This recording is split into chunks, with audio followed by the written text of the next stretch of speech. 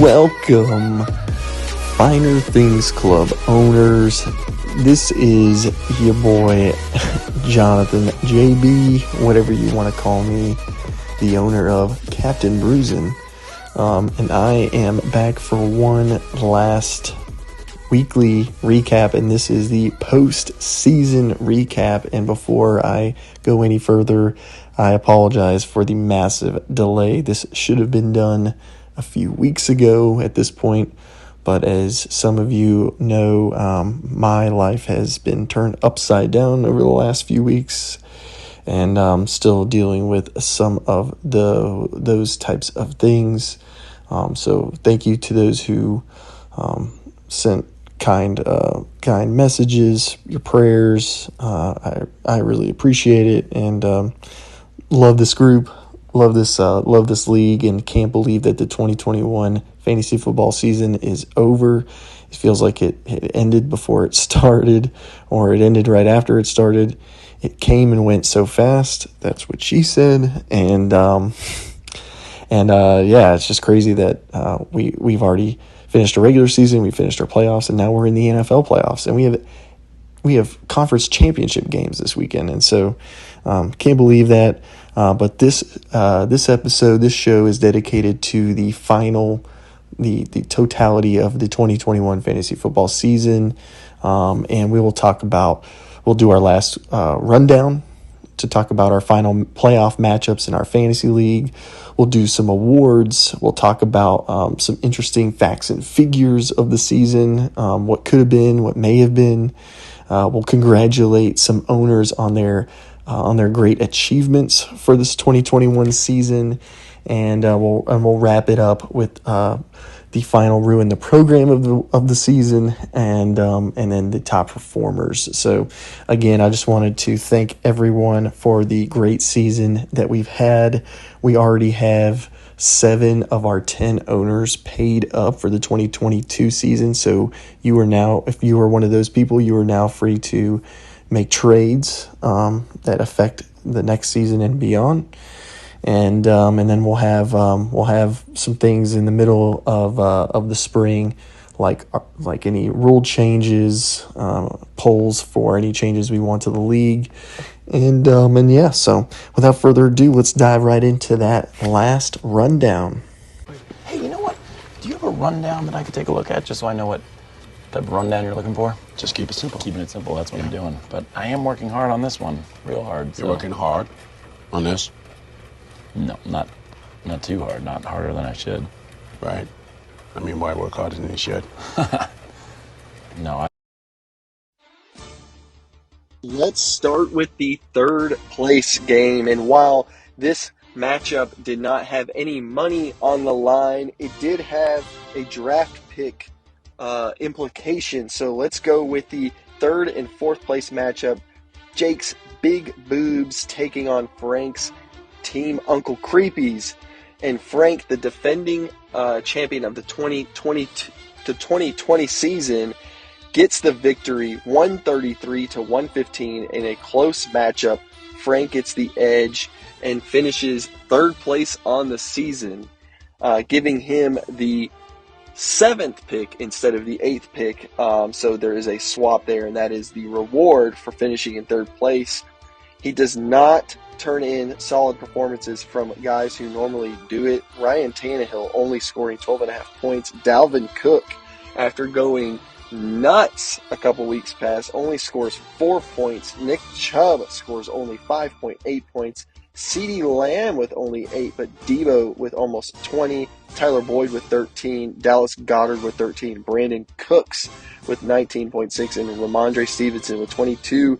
Matt Prater tacking on a 15-point game, and that is enough to get it done as Jake's team really struggled down the stretch.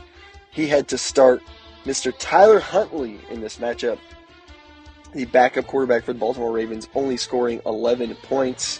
He does get a good performance from Austin Eckler with 21, and a huge performance from Darrell Williams in the start for the Chiefs, 25.7 points. Diggs with only 10 and Beasley with only 6, as 2/3 of the Bills Mafia were available, as Isaiah McKenzie is an honorary member of the Bills Mafia receiving corps as Jake just couldn't help himself with a third Bills receiver with only 1.9 points. Isaiah McKenzie, what is you doing, baby? Marquez Callaway does put it 15.7 points, but George Kittle really struggles with 4.5, and Nick Folk with only 7 points. On to the matchup. Everybody was waiting to see how it turned out, and boy, did we get all of our money's worth as the championship matchup between Kyler Parkinson's bums from the dock, first year in the league, versus Jordan's snip snap, looking for his first championship victory of his time during the Fighter Things Club, and it was a squeaker, a very close matchup. Kyler's bums from the dock gets a 154-151 victory, winning by just 3 points. And the championship goes to Mr. Kyler Parkinson's bums from the dock with a solid performance from many of his players. Tom Brady goes off with 27 points. Sony Michel with 18.9. Zeke only scores 4 points in what almost ruined the day. Cooper Kupp with 21.5. Tyreek Hill with 10. Antonio Brown leaving the game with his shirt off in the third quarter with only 5.6 points. Mike Gesicki with 9. Devontae Adams goes nuts with 30.6 points. Justin Jefferson, very quiet, still turning in 11.8 points. And his Justin Tucker doing big things like he always does with a 15-point game and with a 15-point performance, which ended up being really huge as Justin Tucker scores 15 points, may have been the difference between the win and the loss. On to Jordan's side, Matt Stafford with 14 points, Joe Mixon with 15, David Montgomery with a strong 20-point game, Michael Pittman with 10, Mike Williams with 17, DK Metcalf goes completely off with 3 touchdowns in that game, 30.9 points, gets a solid game from Tyler Higbee with almost 13. Josh Jacobs puts up a strong game with 18, but only 1.3 points from Marquez Valdes-Scantling and 10 from Jake Elliott. Truly a strong performance from Jordan's snip snap team. 151 is usually a really good score, enough to get a win a lot of the times, but Kyler bums from the dock. The guy just kept scoring week in and week out and gets just enough for the victory. And that is our last and final rundown of the season. All right, so let's talk about this matchup. You know, we can start briefly with the third and fourth place matchup. We can talk a little bit about Jake's team. Jake's big boobs really struggled in this matchup for the third place game as Sterling Shepard went on IR. Manny Sanders did not play. Leonard Fournette went on IR. Lamar Jackson was unavailable due to an injury, and so was Jimmy G, thrusting Tyler Huntley to be his quarterback in this pivotal matchup.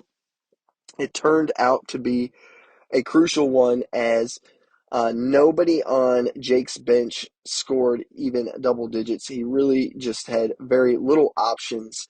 From the guys that did start, though, he got some strong performances. Darrell Williams, notably with a 25.7-point game, and filled in really nicely this year for the Chiefs when CEH was not available. Austin Eckler with a 21-point game. The man just proved this year that when he is able to be on the field, he is an elite fantasy running back and an elite NFL running back for that matter.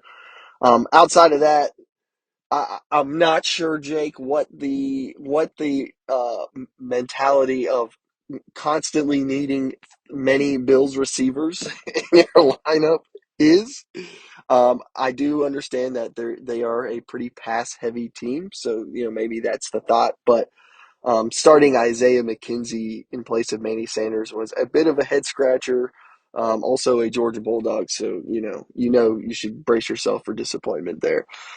Frank, on your side, it's interesting. You get the win, but in a way, if you would have told me Frank got this win, I would have told you he would have needed big games from Cook, Chubb, Debo, CeeDee Lamb, primarily to get it done. And Debo does come through with almost 20 points, 19.2 points.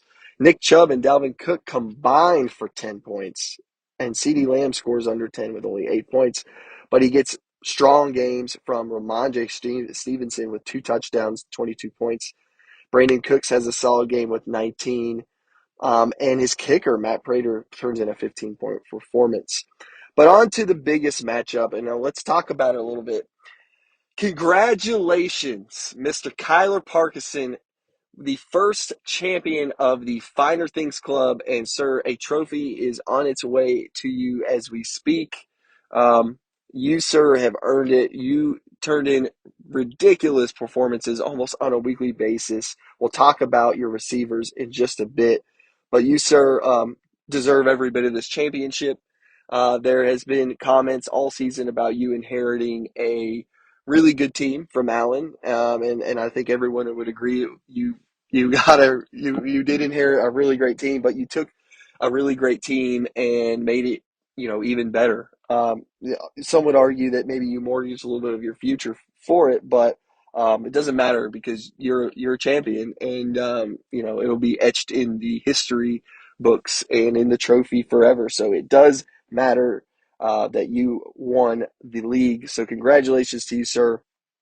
Tom Brady is your starting quarterback in a championship game, a guy that was not on your roster that you did have to trade for. Sony Michel in the championship matchup. Nobody week one would have thought Sony Michel would have been a pivotal piece and score 18.9 points in a fantasy championship matchup. Nor did I think many people thought Zeke Elliott would really struggle down the stretch and give you only 4 points. But Cooper Kupp is really the story of your season. You make a trade early in the season with JT for Cooper Kupp, and I think a lot of people, including myself, thought you gave up a lot for him. I love Cooper Kupp, but I thought maybe it was a little too much, but it proved to be worth every penny as Cooper Kupp again puts up a 21-point game. And for Cooper Kupp, that's even a little low. I mean, the guy's been unreal. Um, Devontae Adams, another guy you traded for, goes off for 11 catches, 136 yards, and a touchdown, and 30 points. And then Justin Tucker, which is an underrated move. Justin Tucker is your kicker, puts up 15 points, which honestly could have been the difference between you and Jordan. Antonio Brown also could have been the worst ruin the program award ever to be given, as a man essentially got cut / quit, depending on who you believe, in the middle of a game with only 5 points. You, sir, deserve this victory. Congratulations to you. Jordan also deserves a ton of credit, finishing in second place with only 3 less points than bumps from the dock. Snip, snap, sip, snap. Congratulations to you for $100, first of all, and second of all, you do finish in second place. You fought really hard this year. You made a couple of moves. They didn't quite work out, I think, the way you had hoped they did, as you traded for Matt Stafford, although Lamar Jackson wasn't available this week either. So it really didn't matter that much. You also make a trade for Chris Carson, who then promptly went on IR. But you've been drafting well. You made trades, in past seasons that have really worked out for you. Josh Jacobs really came through strong down the stretch for you. Joe Mixon was huge. Another trade, David Montgomery, was a big acquisition, puts up 20 points for you. And I think you're also set for the future. You didn't mortgage too much. You have Cam Akers coming back. Derrick Henry, will be coming back. And then you've got young guys like Rashad Bateman, TJ Hawkinson, Dak Prescott. So, the future is also looking good for you. You get good performances from guys. You, too, struggled along with everybody with injuries, COVID down the stretch. Not quite as bad as some others like Jake here, but you deserve a lot of credit, sir, as you went 9 straight wins to start the season. Really kind of unprecedented for this league, I believe. You really struggled the second half of the season, but that huge winning streak at the beginning really is what propelled you to where you were today. So congratulations to you. Good job, both of you guys. You delivered a really awesome, exciting matchup to watch here for the championship week. So thanks a lot to Kyler and Jordan. And without said, let's move into the postseason awards and some things and some really fun facts and figures. Let's start off with some of the obvious, more known things for this season. Points scored, and this is for the regular season right now.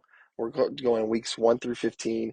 That is Kyler, number 1, Lance, number 2, Matt, number 3. So Lance and Matt both finished the season out of the playoffs, um, and actually quite, Matt a couple games out as the second and third leading scorers in the league. So really unfortunate stuff. Points against, JT led all teams in points against. Matt number 2, which would explain why he wasn't able to make the playoffs. And Mr. Nate Hyde, Jans Cans, finishes number 3 with points against. So maybe not all is on his gross incompetence. No, I'm just kidding, Nate. To manage a fantasy football team this season. I have something really interesting I want to share.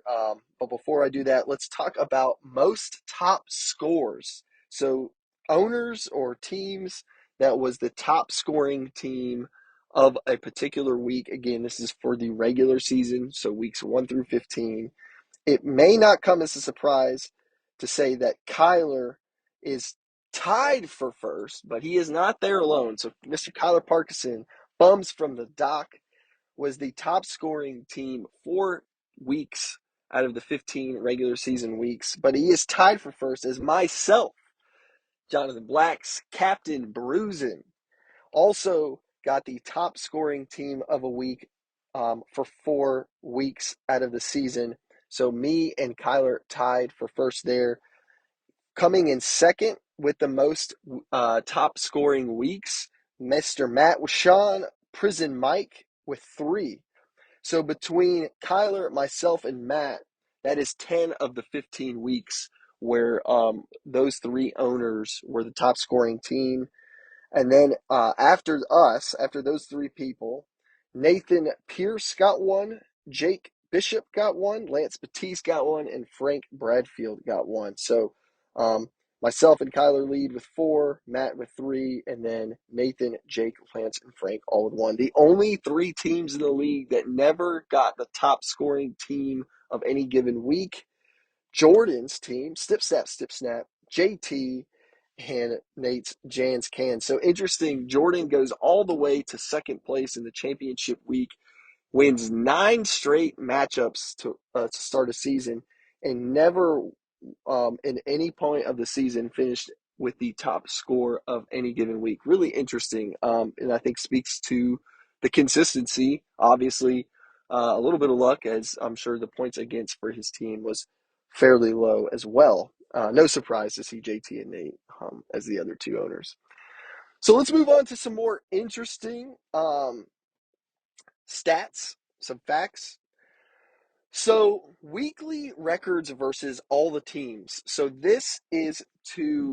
we're going to discuss. So if you were to play all the teams in each week, what would your win percentage be? So if you were to play all 9 teams each week, what would your record be at the end of the 15-week regular season? And this should kind of give you an idea a little bit more as to um, you know let's say you finished with a third or fourth top score that week. You finished good, but you ended up playing someone who just finished better. You would have gotten a loss that week, but you probably would have gotten a lot of wins had you played someone else. So weekly records versus all teams. Kyler, Bums from the Dock, finishes with the highest win percentage in this category with 74%. Kyler would have gotten 135 had he played all teams each week. This surprised me. Myself, Captain Bruisin, is second with an 83-52 record, 61% winning percentage. Matt Washawn's Prison Mike would have gone 76-59, and so would have Lance. So Matt and Lance would have finished with the exact same record against all teams, 56% winning percentage, 76-59. Jake would have finished 72-63 with a 53% winning percentage, and Jordan would have finished 70-65 with a 52% winning percentage. So those owners right there, those six owners, those six teams were the six teams of the threshold where it was over a 50% winning percentage. Frank, Nathan Pierce, JT, and Nate all would have finished with a less than 50% winning percentage. Frank 66-69, Nathan 59-76, JT 46-89, and Nate Hyde with a 20% winning percentage would have finished 27-108 on the season. I'm sorry, Nate. I just couldn't believe it when I saw it, and I had to talk about it. One other really fascinating thing I wanted to talk about and spend a little bit of time about, and that is, and I had some great reporting throughout the season with the data, and this I find this to be very interesting. So if we want to really examine the teams, we could look at points scored like we have. We could have looked at points against like we have, and we could have looked at weekly records. Just taking your score for each week and going against what every team does that week, and just coming up with a giant win percentage. But we can also break it down even further, and this is if you were to play someone else's schedule. So if you were to play another person's schedule, what would your season have turned out to be? And I took best case scenario and worst case scenario, meaning, for example, Kyler Parkinson's bums from the dock. Kyler would have finished with four schedules. There were four schedules that if Kyler would have played them, he would have finished 12-3. That would have been his best possible record with those four schedules. His worst record of any given schedule is if he played JT's schedule. So Jonathan Turner's schedule, he would have finished 9-6. So it wouldn't have mattered at all in terms of Kyler's ability to win games. His worst record would be 9-6. His best record would be 12-3. And Kyler ended up finishing 11-4. So very interesting there. But as you go down and you look at some of this, you really get a picture for teams' potential. So Frank, for example, finished the season 10-5. That was his best case scenario. Only his schedule would have produced a 10-5 record. So he totally maximized his ability this season, finishing 10-5, meaning the only schedule that would have given him a 10-5 record is the one that he had. Had he had Matt's schedule, Prison Mike's schedule, he would have finished 4-11. 4-11. Moving to Jordan. Jordan also finished the season 10-5. Jordan also, best case scenario, Jake's and his schedule would have given him a 10-5 schedule, meaning the best possible scenarios, if he had the schedule that he would have finished 10-5. Had he played with JT's or Lance's schedule, he would have finished 6-9, and that would have been his worst possible record. Jake Bishop would have finished 11-4 if he played my schedule. He would have finished 5-10 if he played Matt or JT's schedule. So you're seeing the big range of outcomes for some of these owners. Kyler, great team, would have still finished with a strong record regardless. Would have tacked on an extra win had he played four other schedules of his own. But then you have some guys like Frank and Jordan, who had the best possible schedule for their team to produce the record they had. Nathan Pierce the third and last guy who only would have gotten his record with the schedule that he had, finishing 9-6 on the season. It was his best possible schedule to give him that outcome. If he had Kyler's schedule, he would have finished 4-11. Lance would have finished 11-4 had he had my schedule. He would have finished 6-9 if he had Matt's schedule. If you're noticing a trend, a lot of worst possible record scenarios are if you had Matt's schedule. Sorry, bud. It really sucks. My team, I would have finished 11-4 as well if I had Frank or Kyler's schedule. There are 4 schedules that would have made me finish 8-7 as my worst possible outcome. Matt would have finished 10-5 as his best possible record if he had my schedule or Nate's schedule. He finished 6-9, and Matt and JT are the only 2 owners who finished with their worst possible outcome, meaning Matt only would have finished 6-9 with his worst possible schedule, with his worst possible record with his schedule that he had this year. Super unfortunate. JT would have finished 8-7 if he had Jordan's schedule, which is wild. So JT finished 2-13, but if he had played Jordan's schedule, he would have finished 8-7. Unfortunately, he played his schedule, which gave him the worst possible record for the season, which is 2-13. And Nate Hyde, his best possible record is if he had 4 other schedules, he would have finished 4-11. That was his best possible record.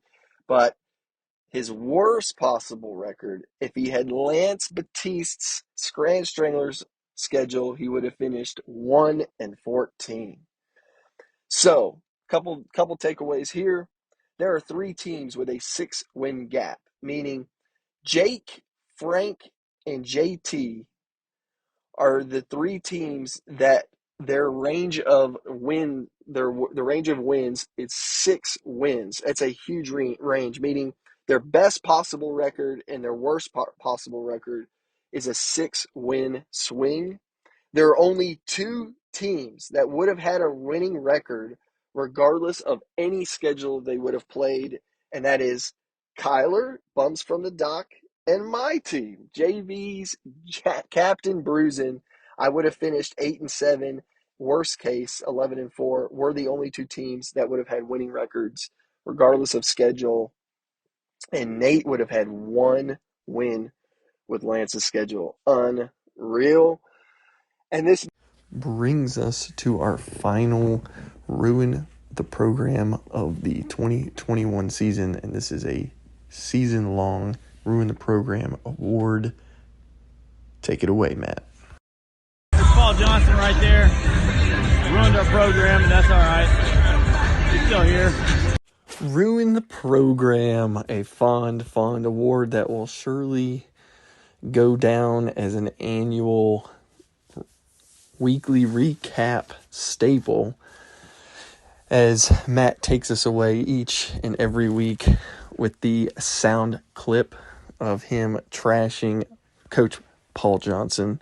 Anyway, this award will be a season-long Ruin the Program award. And I took a number of things into consideration. Should the player have played a certain amount of games? Should they have played all the games and just disappointed? I thought the player needed to belong to a team that, had they performed up to their expectation, they could have done some serious damage. And after weighing in all kinds of factors, to me, the choice became clearer as time went on into looking into who should receive this award. And this year's 2021 season Ruin the Program award. Who ruined the program the most this year? That would be King Henry. Derrick Henry of Team Snip Snap, Jordan Smithline's team finished the season with the 3 seed in 3rd place, going into the playoffs with no momentum, just completely backing in, and that is in large part to this man, Derrick Henry's downfall. Jordan Smithline's Snip Snap, if you recall, started the season on a 9-game winning streak, 9-0. Coincidentally or not, Derrick Henry went out with his injury in week 8. He only finished with 74% of the snaps. However, he did have 28 attempts that game, 28 rushing attempts that game. After that, he did not play the rest of the season, and it is no coincidence whatsoever that Team Sip Snap started losing shortly thereafter, and as he went into the playoffs, his team really struggled, and so you could tell that had a massive impact. And as someone who was in the playoffs as a 3 seed, to me, there is little doubt that Derrick Henry probably at least would have propelled Jordan into a situation where he was contending for the championship. So Derrick Henry of the Tennessee Titans, 2021's Ruin the Program Award winner. Sorry there, Team Snip Snap, Snip Snap. Nothing can stop me. I'm all the way up. All the way up. I'm all the way up. I'm all the way up. Nothing can stop me. I'll miss hearing all the way up for a little while. Sad times. Top individual players of the 2021 fantasy football season. This is weeks 1 through 17, meaning it also accounts for the playoffs. And the reason I included them just for this part is because you needed guys the whole time, right? There were 4 playoff teams who needed guys to step up, not only in the regular season, but also in weeks 16 and 17 through the playoffs. Quarterback. Top scoring quarterbacks of 2021 season of the Finer Things Club. Josh Allen takes the number 1 spot, 385.7 points. That's Prison Mike's quarterback, Matt Washan's quarterback. Josh Allen, number 1. Justin Herbert finishes the number 2 scoring quarterback in all of fantasy football, at least for our league, Finer Things Club. That's my quarterback with 379 points, only 6 less points than Josh Allen. And then Tom Brady, 44-year-old Tom Brady, Kyler Parkinson's bums from the dock quarterback with 368.7 points. And what he is doing is simply unbelievable, ladies and gentlemen. At the running back position, Jonathan Taylor, number 1 scoring running back by a large margin, 365.6 points. Prison Mike's running back. That is now Prison Mike with the top scoring quarterback of the 2021 season and the top scoring running back of the 2021 season. Number 2 is Austin Eckler, Big Boobs is running back with 311.9 points, a full 50-plus points less than Jonathan Taylor. And the number 3 scoring running back, rookie Najee Harris with 291.2 points. Lance's Scranton Stranglers with the number 3 scoring running back of the 2021 season. On to the wide receiver position. No surprise here. Cooper Kupp just completely dominating fantasy football this season. 421.9 points, far outpacing any player in the entire league, in entire fantasy football. Kyler's bums from the dock, number 1 receiver, almost 100 more points than the number 2 receiver, which is also a bums from the dock receiver, Devontae Adams with 336.8 points. And then a little bit of a surprise, but maybe not, depending on how you look at it, Deebo Samuel with 319 points, the number 3 wide receiver in 2021 fantasy football, and that is Frank's team, Uncle Creepy's. Kyler had 4 receivers in the top 6 in the top scoring wide receivers of the season. That is phenomenal. Justin Jefferson and Tyreek Hill rounding out the top 6. On to tight end.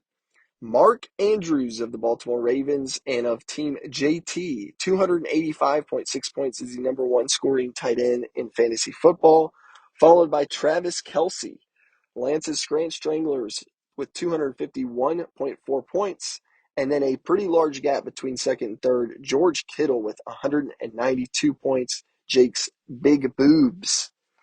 Finally, on to kicker, and Nick Folk takes the top scoring kicker In fantasy football, edges out the number 2 position by only 2 points. Jake's mid-season acquisition of big bucks on the free agent waiver wire. Jake's Big Boobs takes the number 1 kicker spot, followed by Justin Tucker, bumps from the dock with 152 points. Just 2 points behind Nick Folk as the number 2 scoring kicker of the season. And then number 3, Matt Gay. That is my kicker with 149 points. So only 5 points separate the 3 kickers, the top 3 kickers in fantasy football. Congratulations to those owners who held top scoring individual players of the fantasy football season. It certainly helps in winning matchups and winning championships, as Kyler had quite a few guys in here. A name you probably didn't hear, which is, I think, a little interesting, is Jordan's Snip Snap. Snip Snap did not have a single guy in any of these statistical categories, which I find really interesting. Again, as he had a really great season and finished second place in our league. And that, folks, rounds out our post-season recap. I just want to take a quick second here to genuinely thank you guys for being an amazing league. I think this league is special. I think it is turned into something really great. I know our chat, for those who participate in the Facebook Messenger thread group that we have, makes this league really fun. Thank you guys for all the support on the recaps and the shows and the podcasts and all that we're doing now. It's been a lot of fun.